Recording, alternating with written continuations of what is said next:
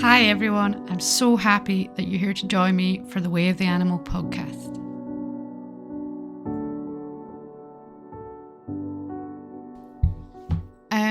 Alastair, you had the topic for today's podcast, or you had an idea of where we could go? I did have an idea. A couple of friends of ours recently just got married, and I thought about doing a talk about marriage and, I suppose, relationships as a wider field of that. And just, thoughts on relationships. Do you want to start then? Start on your thoughts? Start the ball rolling? Start the ball rolling. Relationships are interesting the more I think about it, because a lot of us base our preconceptions of relationships based on our parents and their relationships. And as you grow up, the relationships you see adults around you having kind of shapes how you see relationships. Mm-hmm. And it's interesting because I don't know that he's against it, but my brother's not married, although he's been living with his partner for... They're engaged. Yeah, sure. But, I think they're busy living with their kids and doing... Well, that's it, yeah. But it's like, it's not a priority for him. Whereas there's some people that think you shouldn't live together until you get married. Yeah, and like some of that's like beliefs, passed on from religion, from parents, from, that's just kind of, whether you believe it or not, you feel like that is what you should do. That's it. And I suppose some people see that marriage is more of a commitment than just a relationship because there are more strings attached to it. Well, the funniest thing is like, marriage in its form of government sign up. Yeah. Yeah. Isn't really, it is, to me, isn't important. But as far as the government or, you trying to, like, when it gets to if someone gets sick and dies or blah, blah, blah, it's much easier for everyone if there's that formal government paperwork signed stuff. Yeah. But it takes me back to, it makes me think of, in Scotland, the tradition is the hand fasting. Yeah. And that, well, I mean, obviously there's much more, but it made me think of that when I think my sister and brother-in-law did it at their wedding. And, I feel like that's the most important part of it, is sort of laying your support and your devotion to the other. Yes. Yeah, I think that's true with marriage, is that marriage is more sort of 100% agreeing to the commitment of supporting each other. But like, take us, we were 8 years before we got married. And I don't know, when we got married, did you feel like there was much more support or... I think really it just became to the stage that it just became a formality. Yes. It would never, for me personally, it never felt important. Mm-hmm. And yeah, it was just that formality that made everything else easier with things. Although the amount of paperwork afterwards is not easier to begin with, especially if you change your surname to... Yes, I'm glad I didn't have to do that. Yeah. It's an interesting thing. I like I said, it's not that I disagree with marriage. I think it's become more flippant these days as well. It's like people, it's very easy to rush into it because it feels like that's what you should do. And you can always get a divorce and it's fine. It's just kind of, it's not permanent. It's lost. I feel like in a lot of sense, in a lot of humanity these days, is a lot of things have lost their sense of meaning and place within the world. It's like we've lost that depth of what these things mean. And marriage, like, if I strip that back to, let's say, call it hand fasting or some form of, commitment ritual or ceremony for that, rather than it being the actual sign the government paperwork, that's that sort of showing your dedication to another. Yes. And yeah, I don't know. I feel like we've just lost that depth of understanding and honouring the meaning. Yeah, definitely. And I think because it's become... It's really, I'm just kind of, the words are coming out quite harsh here, because it's become, in some cases, not everyone, just sometimes, I don't even know if it's sometimes, because I'm not there, I'm not the people, but my perception is it's become quite a shallow thing. Like, it never really, it doesn't, people find it easy to rush into it when they don't know if they really do want to be with that person. It's like... So that hits on a really interesting thing. And this was something someone else said, and they were talking about it with marriage, that they thought that couples should get marriage counselling before they get married, to sit and talk about the big things. We're going to have kids, how we're going to deal with this, how we're going to, to talk about how they would deal with their future. And I thought, for my part, I thought it was a bizarre idea. But then it kind of scared me, the idea that people don't talk about these sort of things with their significant other. Well, this is the thing, like, it feels like we've almost got swept up in our way of being, in this just sort of, it's like the list, Yes. You do this, then you go to college or university, you do school and university, and then you get your job, you find your whoever it is, man or woman, for yourself. Get married, have kids or not, that's your choice. Keep working, retire. And it's just like, because we sometimes try and stay in that box, you don't feel your way through it. Yeah. It's just like, well, I must attain these rights, goals, to feel like I fit in with society. Yeah, I have to follow the steps. Yeah. This is the steps of being a person. Yeah. And again, it's like, my sense is, or my perception of it is, I feel like in that sort of tick list, we've lost the sense of meaning and the importance of why you would want to do any of these things. Yes. Other than the money and the materialism, the consumerism that is what we feel is driving it, but actually there's a much deeper sense below everything. Yeah, I mean, there's that other side of weddings, is the flamboyant, massive spectacles, which I get, but I feel like, again, that kind of loses some of the magic of it. I mean, I remember the first time I considered marriage between us, and went looking at engagement rings. And then I was like, I have no idea where to go with this. So, good old Google, have a look, engagement rings, and then there's like, this is how much you should spend on an engagement ring. And I was like, what? And then it lays it out for you. And it's stupid money. And I was like, this is ridiculous. And then you plug in what your salary is, and then it tells you this is how much you should spend on a... I don't think that seems ridiculous. Don't you feel it's such a shame that we've got so lost? Yeah. In that. All that suggestion is not from people who have... No, it's from a company wanting to make money. Yeah, this is all from the places who want to make the money out of you. The people who sell the wedding rings. Setting the prices. I want this percentage of your yearly earnings. Give it to me now, otherwise you're not doing a good job. There's nothing wrong with celebrating a union, doing something special in a special place. Absolutely nothing wrong with having a big celebration.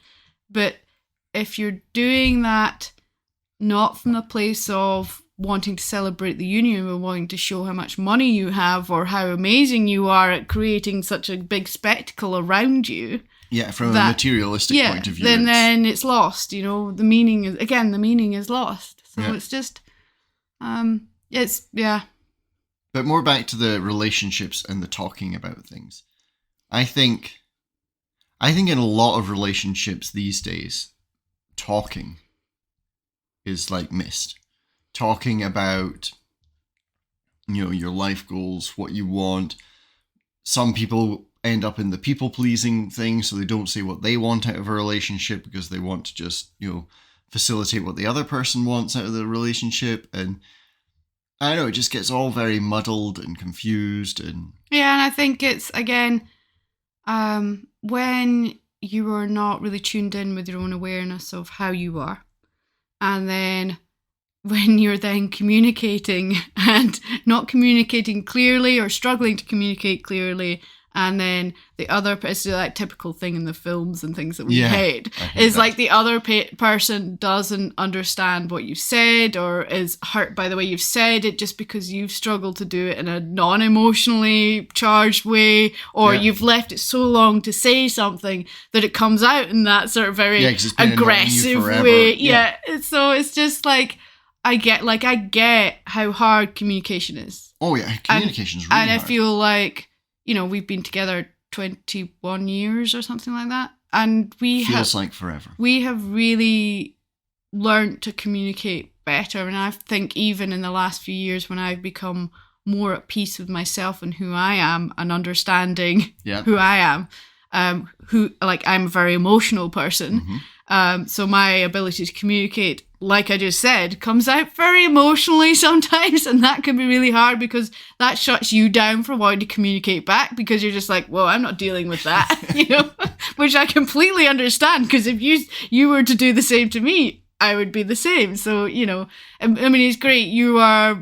It's like that thing, we work well together because you don't respond with the emotion back at me. Yes, I don't throw emotion back at it. But in the same way, sort of shutting down and going, I'm not communicating at all anymore, doesn't always help either. It's like we're definitely not experts at communication. No. But we have this thing where both of us seem to have this trait of, like, I don't want to beat around the bush. Let's just say it as it is. Just like I'm not up for hiding things, not telling me things because it may hurt me, or it's like that whole thing. It's like you can't tell how someone's going to be about something you're going to say because you're not them, and you're not responsible for you're not responsible, even if you are in a relationship. So I feel it's more damaging the words that aren't said. Yes. Than things getting out, and perhaps it gets a bit emotionally charged, but that tends to dissipate, and then it all moves forwards instead of just staying where it is without the communication. So I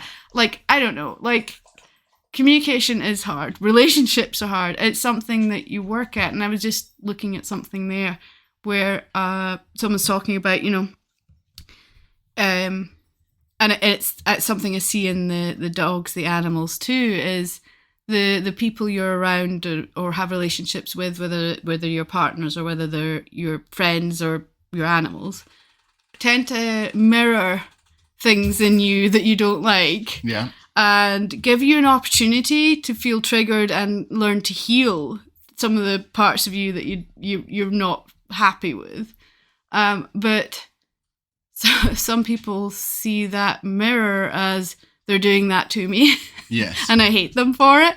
And that's that you've got to really learn and accept that quite often things you don't like in other people and your animals triggers something about yourself. It's really actually, it's a mirror. It's something about you that you don't like in yourself, and that gives you an opportunity to look into that and to heal that and grow. And so relationships, I feel, are so important in our lives to help us to grow.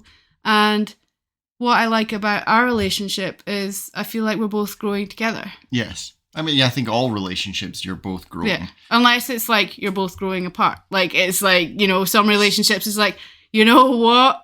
This just isn't a relationship that works well together. But I also think that sometimes that's just like fears, things unsaid, and conversations not had. Yeah. Because that's the thing, if you have the conversations, then you can't really grow apart because you know where each other's headed, and you don't have to be headed to the same destination, but it's parallel tracks with stops along the way.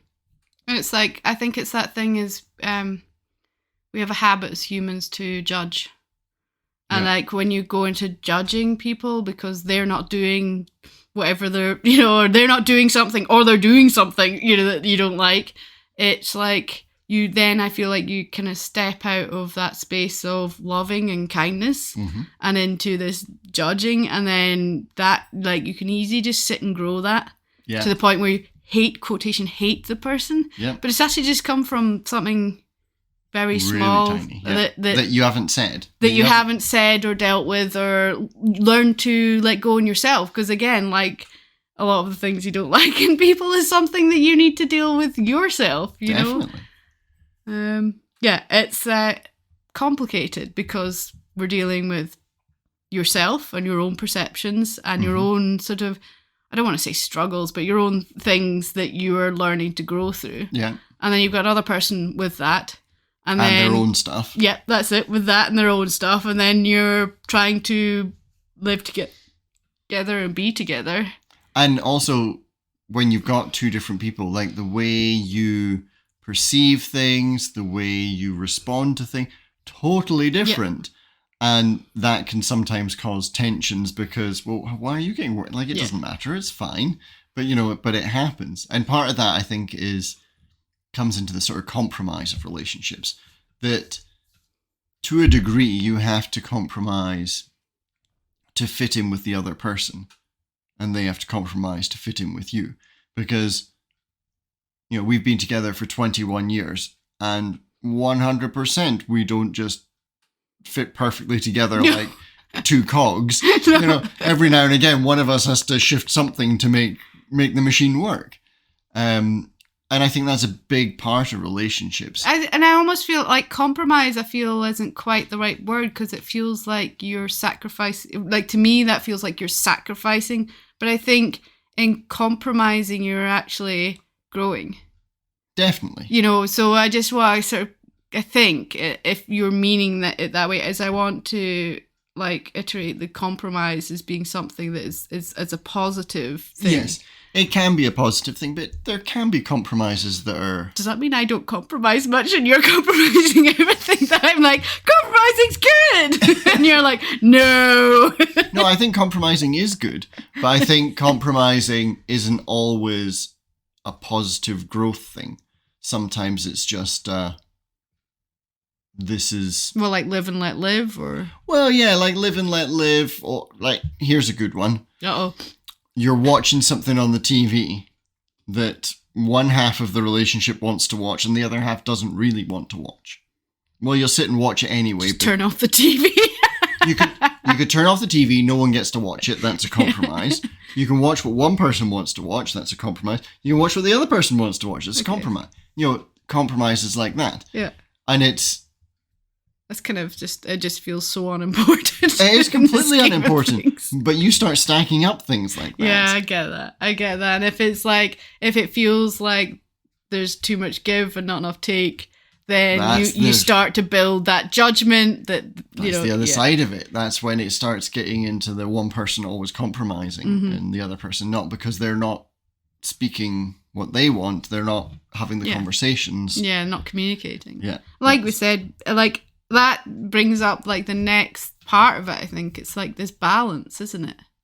So that's the next part of it, the balance between the two of you. And that's what I think of as compromise. I think compromise is the balance that you strike between each of your individual desires, your desires as a couple, and how that fits together. And not everything fits perfectly, but you find your way through. And I think with all of that, I think we cannot iterate enough the importance of communication. Well, you wouldn't be able to know what the other person wants. No, although you might think you do, and then that gets real dark. When you think you know what they want, and I can be bad for this. Yes, that's why it came up. You think they know what they want or what's good for them, and so you make that happen, and it can not always work out well. Yeah. So here's the other part of the compromise, is the taken for granted. Yeah. Because that happens in a relationship. Oh no, do I take you for granted too much? Why do I always think it is me that's done all that? That's fine, you keep thinking that, because it's definitely the other way around. Oh, really? Okay. But it's, simple things like cooking dinner, doing the laundry, doing the cleaning. Yeah, but that's fine, because that's quotation my job in between my other job while you're working really full-time working. Yeah, that's it. So my job requires more hours. I accept that that's part of quotation my responsibility to take up the slack. But it's very easy to know that I don't have to, you know, it's, yeah. And I'm sure it's the same for a lot of couples, that it's easy to, whatever it is, and it doesn't need to be the domestic chore. No. It could be something else, but the other one's going to take care of that. Yeah. And the other one always takes care of that, which is fine. And usually it's fine with them too, but it's very easy to fall into that habit of... And it's like, it's that thing is noticing each other and sensing into each other and knowing when someone's struggling with a bad day and perhaps isn't communicating because they don't want to get you down or they don't want to make you feel bad for the fact that they're really struggling to just do this simple thing that they always do. Yeah. And, you know, there's that feeling of guilt. Like, for me, like, if I am having a really bad day for some reason, like, I can have a migraine or, you know, whatever, and I just don't want to cook dinner. Yeah. And then I feel bad that you come home from work and then you have to cook dinner. And dinner's not on the table. Exactly. But, you know, it's just like that.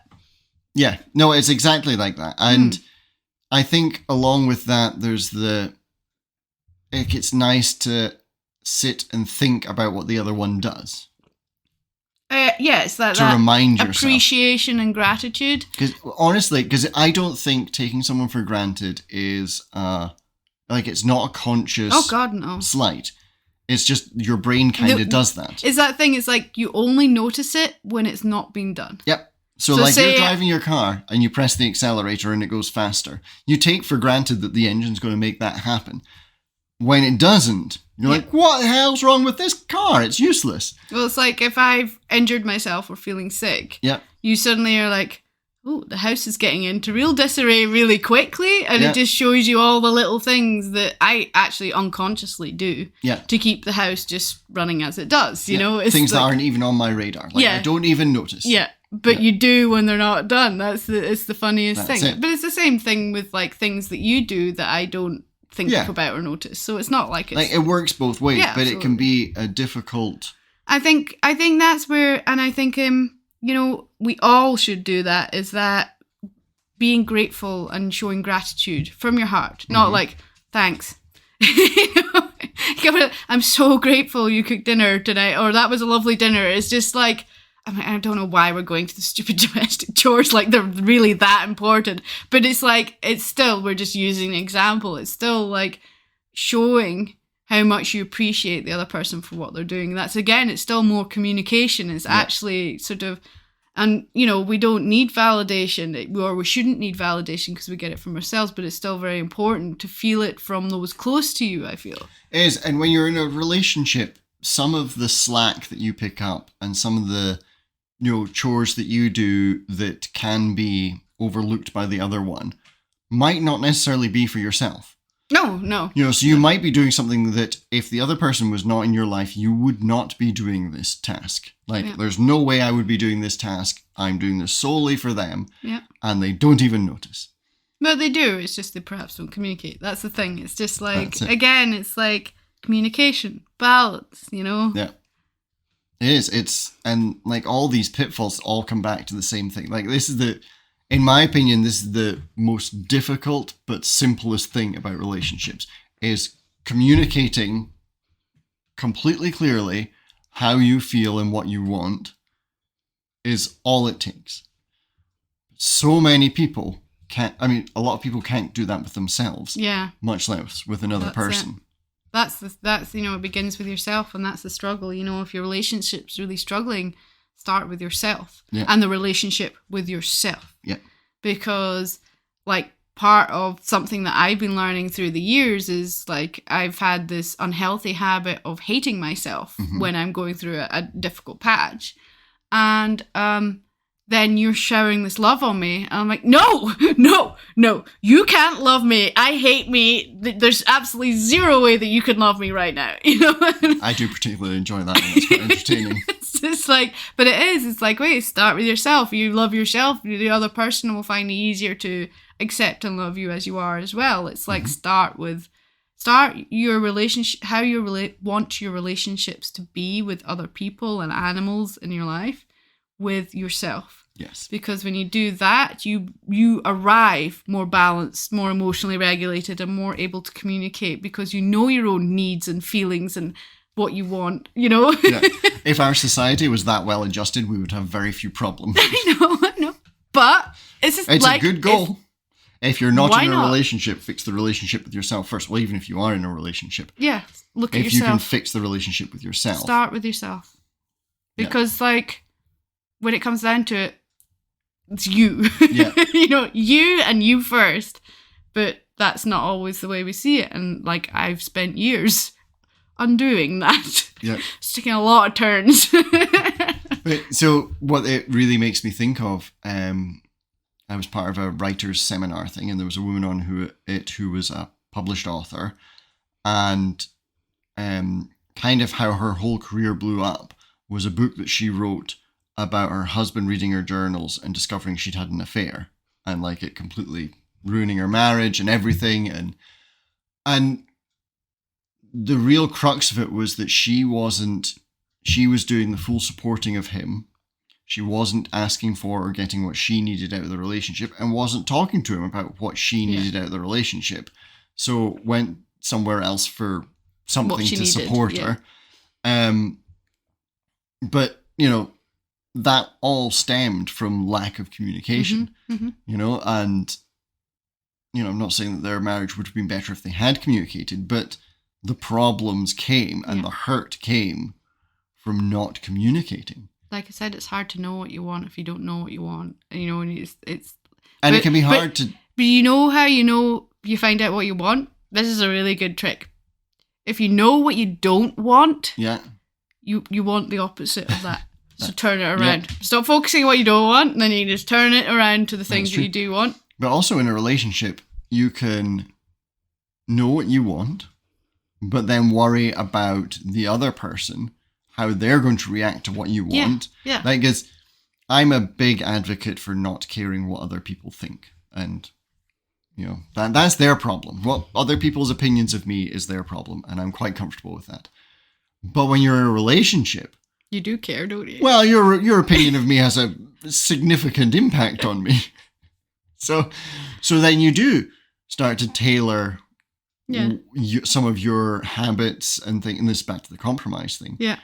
To try and appear better. But at times you just have to say, well, actually, you may disagree with this, but this is how I feel. I think actually it allows the relationship to grow when someone stands up and says, hey, I would like this. Yeah. You know, and actually it changes dynamic. I feel it's always for the better, even though it feels rocky because it's a change to begin with. It always seems to make it so much better because it's like, okay, so you want that, and then you're doing that, you're getting that, so you're getting that time to yourself to do what you want. Yeah. And then when you're fulfilling yourself, you come back to relationship feeling a better person instead of feeling like you're limited by the relationship. So it just came to me the funniest story about when we were going out at college and lack of communication.